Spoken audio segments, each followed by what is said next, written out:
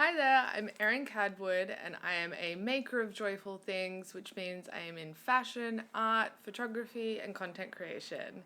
And you already saw the thumbnail, you already saw the title. Let's get straight into it, mood boards. So for me, I am making a fashion collection. I'm doing a new project. I have one label already and I am branching out into something new. So for me, this mood board that I'm creating at the moment is for two main things. One, it is for brand design and the concept of the brand, and ultimately will inform what my logo is and how curvy it is, how serifs it is. And then my other mood board is for my collection. So that is actually what will inspire the collection, what I will design from. But I've used mood boards in my work a bunch of times. You know, every time you work with a photographer, they ask you for a mood board because words cannot describe as much as an image can. There are many different mood boards that they ask for. Sometimes it can be an overall concept mood board. Other times it can be actually for poses of models or the lighting. So mood boards can have a range of outcomes, and I think they're a fantastic tool.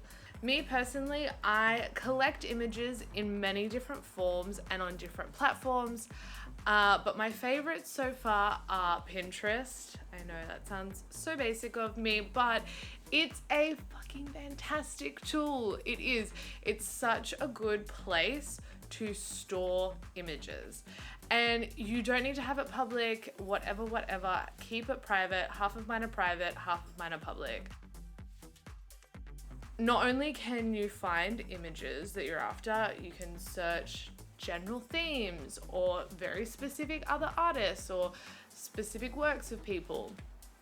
But you can also upload your own stuff. And I think for me as a creative, sometimes feeling, legitimate and feeling like I'm actually part of the creative realm and a peer to my other peers or whatever, I need to see my work next to someone else's that I respect, to kind of cheat and lie to myself and say, no, you should respect yourself. But that's a different journey for my therapist. We've got lots of boards here.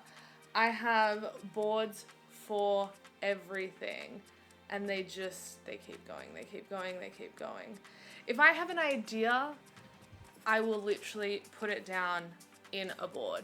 I have a board from so long ago that has about 2 photos on it, and I think it's just called In Pursuit of a Baked Good, and it's how people, particularly cyclists and French women, hold baked goods whilst they're about their day. Oh, I love it so much.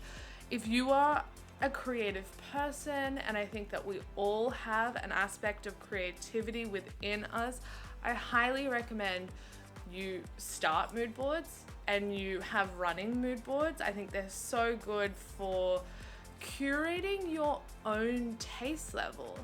I've been watching a lot of content about de-influencing and not being influenced by other people, if at the detriment of that influence you are purchasing things that are going to get thrown away, and fast fashion, fast furniture, and really I think we're all kind of coming into our own a little bit. At least that's what I'm seeing out in the zeitgeist. So the reason why I love creating mood boards personally is because I can start pinning stuff or putting in an album in my phone, just stuff that I like and I don't know why I like it.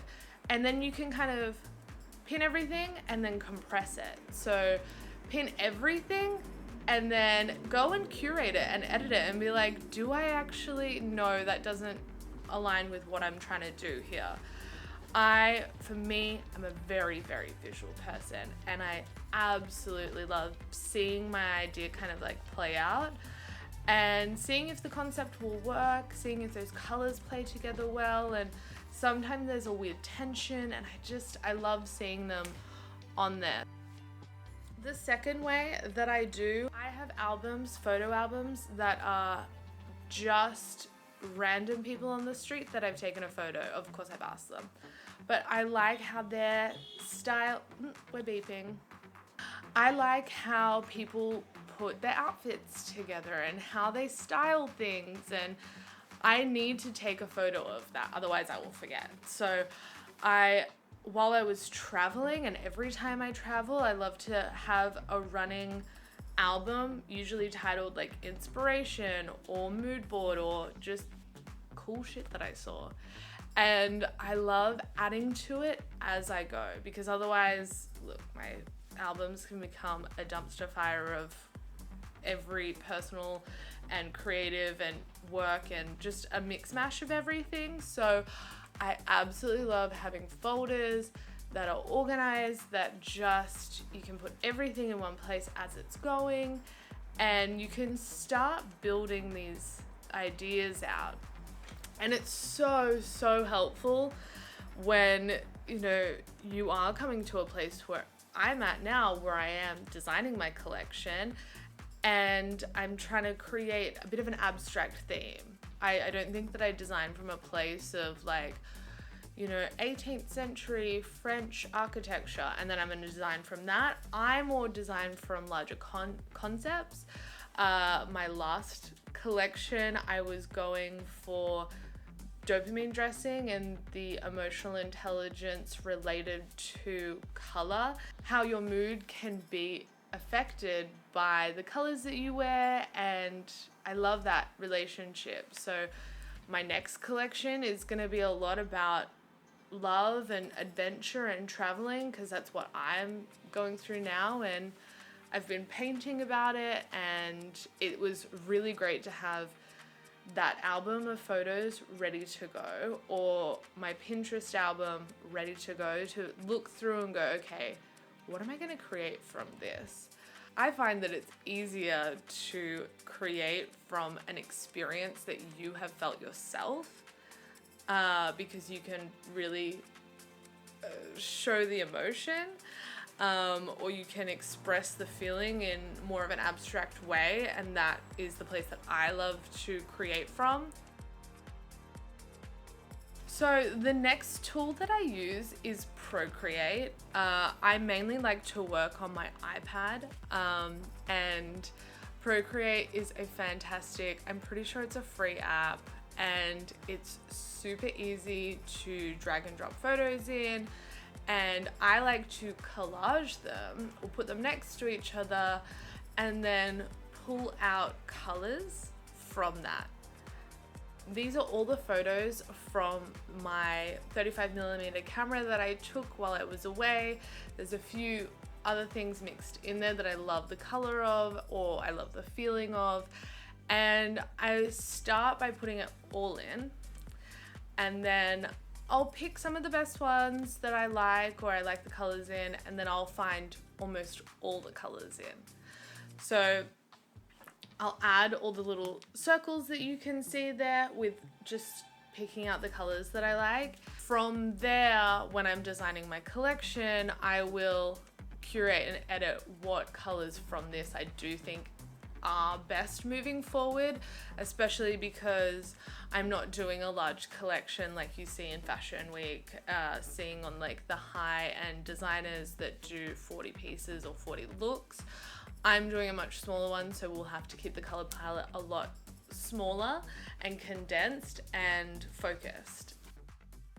So the next one I want to talk about with mood boards and colors is specifically for branding and creating a new brand or refreshing a brand that you already have. The color palette is really going to dictate how people feel about your brand, and I think a mood board specifically is really going to help you focus on what choices you need to make in the future as you're creating that branding. So there are plenty of tools out there. There's plenty of abstract questions or direct questions. I like to do both when branding. I like to get a long list of very direct questions, like what is the outcome of the brand? What is your products? What are your target market? What's the tone? What's the feel? I love those. But then my friend, who's a graphic designer, gave me the best tip. She was like, okay, so if your brand was a car, what would it be? If your brand was a drink, what would it be? If your brand was a building, what would it be? Like these kind of more abstract questions that really help you align yourself with other things that you know. Because I think the direct questions can be really intimidating, but the difference between your brand being a Toyota and your brand being a Porsche is really different. If your brand is a Toyota, you're probably going to pick a more like a catalog model to show, which, you know, she's the next door neighbor girl, she's the girl next door, she's friendly, she's bright and smiley and looking directly at camera. If you pick a Porsche, you might go with a more editorial model who is moving her body in a particular way that's showing curves, and she's a little bit more mysterious. So creating from those spaces your mood board is a fantastic way to have a starting off point, because sometimes it can actually be a little bit challenging to find what you want to put on your mood board. It's great to go through questions like that if you feel like you are more of a written person, and doing these things together whilst building a mood board and answering questions can really add depth to what you're doing. So please let me know what you think about it. What are your tips for creating a mood board? Do you have a better way of organizing your photos? Because I'm here to learn just as much as you are. Follow me on Instagram at Erin Cadwood. Follow me here, subscribe here, like, do the things. Have a great day. Goodbye.